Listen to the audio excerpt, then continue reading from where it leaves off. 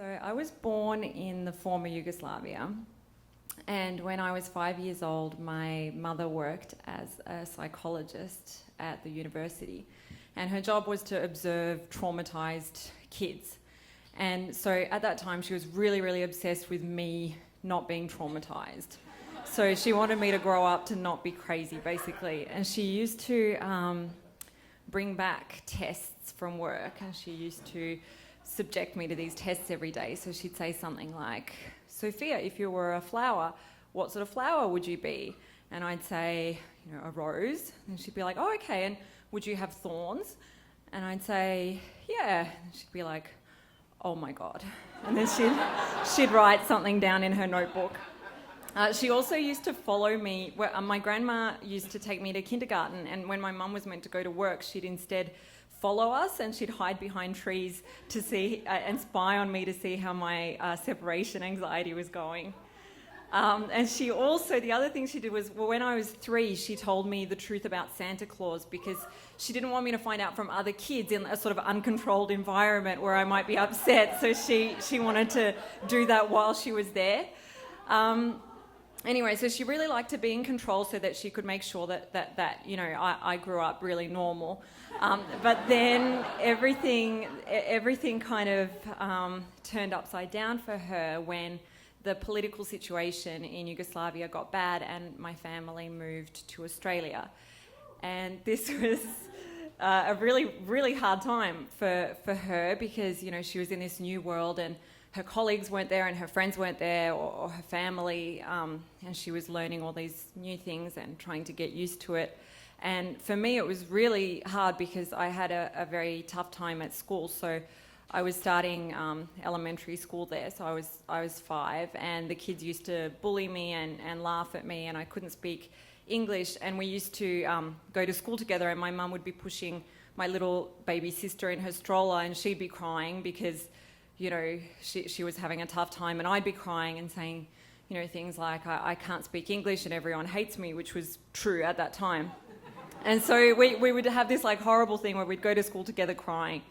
And but it gets better because I was only 5, and when you're a kid you learn things pretty quickly. So I started picking up the language, and I'd pick up things from kids at school, and also my mum let me watch as much TV as I wanted because I was learning English from TV. So I'd get home from school and I'd just watch everything. And I was obsessed with this show called Masters of the Universe with He-Man, and he would fight Skeletor, and I would practice English things at home. So I'd be like, "By the power of Grayskull," and I'd say things, and then I'd go back to school and kind of be able to talk to other kids. And one day we were walking home from school, and I'd had a pretty good day, and I was telling my mum about it, and I said, I only cried once today, and I wrote a whole sentence, and it was correct spelling, and this really great thing happened where the other kids were having a conversation about He-Man,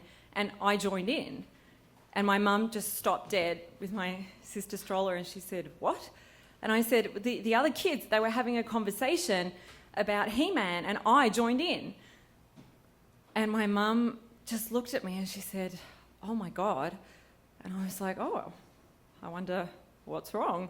And she said, "Okay, well, I didn't really see this coming, but I guess I may as well explain this to you. What those children at your school were talking about was a thin membrane that covers a woman's vagina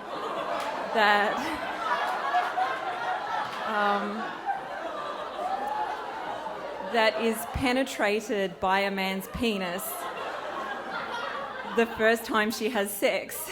And I kind of very weakly said, "He-Man." And she said, "Yes, Hyman." And this image was being kind of seared into my head, and I managed to whisper, "He fights Skeletor.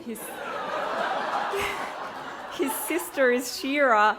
And my mum, then she got it, and she said, "Oh, sorry, forget what I just said." But I could not. ever. Forget what she had just said. Because my mother, who had worked so hard throughout her life trying to shield me from any trauma, had managed to deliver the biggest trauma that I had had in my life that far. And, I was left with not only the idea that there is such a thing as a hymen, but that it can be penetrated by a penis. And there is nothing that He-Man can do to stop something like that happening.